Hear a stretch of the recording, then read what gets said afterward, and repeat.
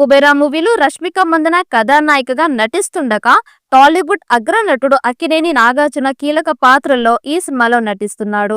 ఈ సినిమాను జూన్ 20న విడుదల చేయనున్నట్లు చిత్ర బృందం ప్రకటించింది. ఈ సందర్భంగా ప్రమోషన్ స్టార్ట్ చేసింది చిత్ర యూనిట్. ఇప్పటికే మూవీ నుంచి వరుస అప్డేట్లను పంచుకున్న చిత్ర బృందం తాజాగా ఫస్ట్ సింగిల్ ను పంచుకుంది.